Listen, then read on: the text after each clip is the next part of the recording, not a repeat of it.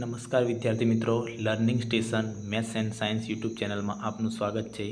આજે આપણે ધોરણ 9 વિષય ગણિત વાર્ષિક પરીક્ષા માટે વિકાસ પરીક્ષાલક્ષી અસાઇનમેન્ટના પ્રકરણ નંબર 3ના વિભાગ બીના દાખલાઓનું સોલ્યુશન કરીશું. દાખલા નંબર 1.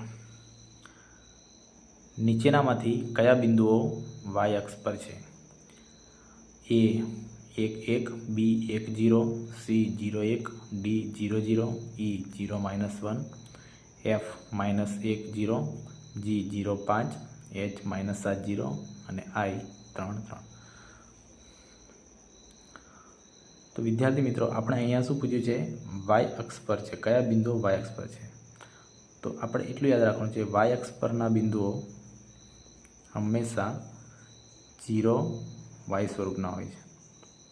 એટલે એનો એક્સયામ હશે એ હંમેશા 0 હશે. તો અહીં આપણે આ બિંદુઓમાંથી જે બિંદુઓમાં એક્સયામ 0 હોય તે દરેક બિંદુઓ y અક્ષ પર આવેલા હશે. તો અહીં આપણે ચેક કરીશું. એમાં પ્રથમ યામ કેટલો છે?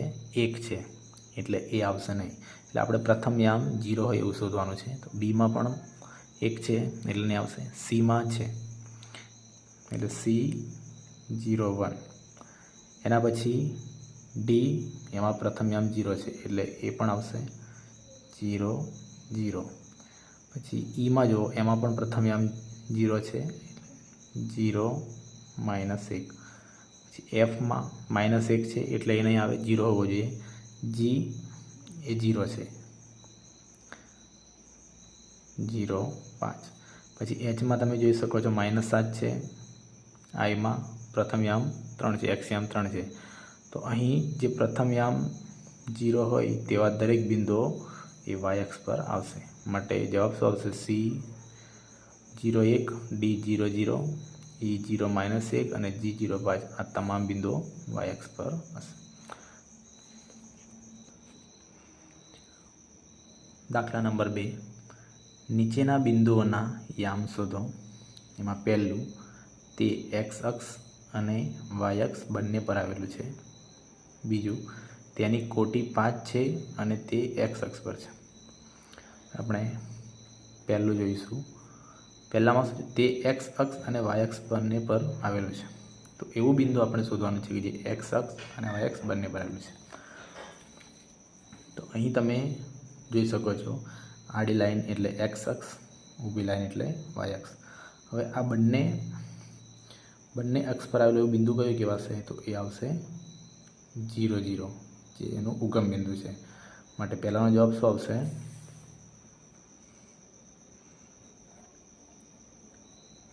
ઉગમ બિંદુ 0. એટલે આ એવું બિંદુ છે કે જે x અક્ષ અને y અક્ષ બંને પર આવેલું છે. બીજું, તેની કોટી 5 છે અને તે x અક્ષ પર છે. હવે અહીંયા કોટીનો મતલબ શું? કે એક્સયામ. એટલે આપણે એક્સયામ 5 હોય અને x અક્ષ પર હોય તો એ બિંદુ કેવા સ્વરૂપનો હશે? કોટી 5 એટલે પ્રથમ એક્સયામ લખીશું અને તે x અક્ષ પર હંમેશા બિંદુઓ x0 સ્વરૂપના હોય. જે રીતે આપણે આગળના દાખલામાં કીધું કે y અક્ષ પર 0 y સ્વરૂપના હોય. x અક્ષ પર એનો એક્સયામ હોય પરંતુ yયામ શું હશે? 0 હશે. માટે અહીંયા આપણને કોટી 5 કીધું છે એટલે એક્સયામ તો 5 છે પરંતુ તે x અક્ષ પર છે, એટલે માટે બીજું બિંદુ શું થશે? 0 થશે. એટલે બીજાનો જવાબ આવશે 5 0. દાખલા નંબર 3. આકૃતિમાં y અક્ષને સમાંતર 3 એકમ અંતરે LM રેખા છે. બિંદુઓ P અને Qના યામ શું છે? બિંદુઓ L અને Mની કોટીનો તફાવત કેટલો છે? હવે આપણને આકૃતિ આ પ્રમાણે આપેલી છે. y અક્ષ એને સમાંતર એક LM રેખા છે 3 એકમ અંતરે. અહીંયાથી 1 2 અને 3 એકમ અંતરે. હવે પ્રથમ પ્રશ્ન છે, બિંદુઓ P અને Qના યામ શું છે? હવે અહીં આકૃતિ પરથી Pના યામ શોધવાના છે અને Qના યામ. તો અહીંયા તમે જોઈ શકો છો, Pના યામ શું થશે? x અક્ષ પર જોવાનું છે અને y અક્ષ પર. x અક્ષ પર 3 અને એ જ લાઈનમાં વાય અક્ષ પર કેટલા છે 2, એટલે પીના યામ શું થશે 3, 2 માટે અહીં લખી દઈશું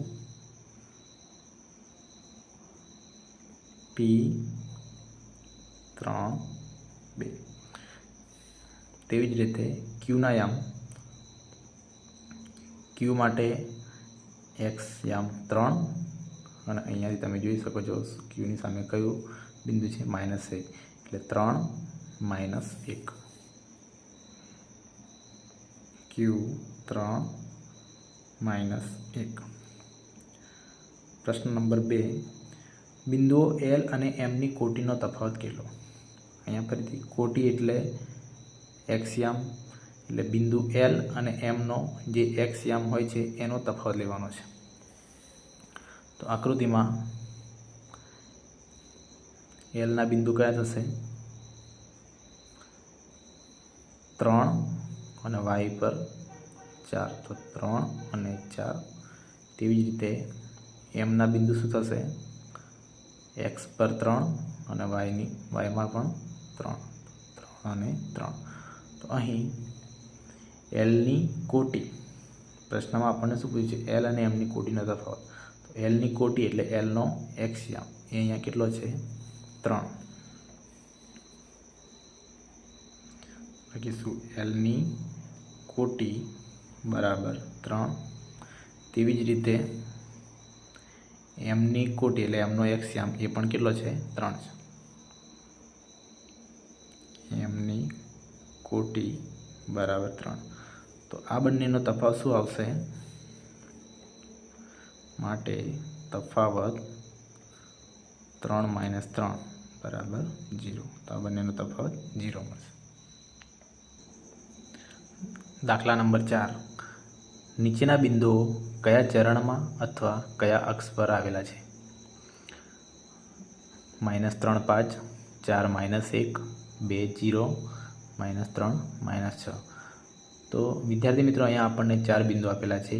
તે કયા ચરણમાં છે અથવા કયા અક્ષ પર છે તે આપણે શોધવાનું છે. તો અહીં આપણે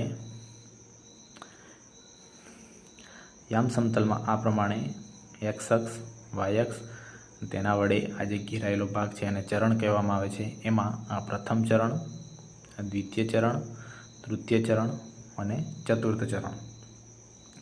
હવે આમાં પ્રથમ ચરણ એટલે આ ભાગ કે જેમાં યામ બંને યામ છે એ ધન હોય છે. અહીંયા માઇનસ એટલે ઋણ અને ધન હોય છે. અહીંયા બંને ઋણ યામ હોય છે. અહીંયા ધન અને ઋણ યામ હોય છે. પ્રથમ બિંદુ અહીંયા આપેલું છે -3, 5. એ કયા ચરણમાં આવેલું છે? તો અહીંયા આપણે -3 એટલે એ એક્સ અક્ષ પર જોવાનું અને 5 એ વાય અક્ષ પર જોવાનું. તો -3 એટલે અહીંયા આવશે અને 5 ધન 5 છે એટલે એ ક્યાં આવશે? અહીંયા ઉપરના ભાગમાં. એટલે આ ભાગની અંદર આવશે -3, 5. એનો મતલબ કે આ બિંદુ છે એ કયા ચરણમાં આવશે? દ્વિતીય ચરણમાં આવશે. -3, 5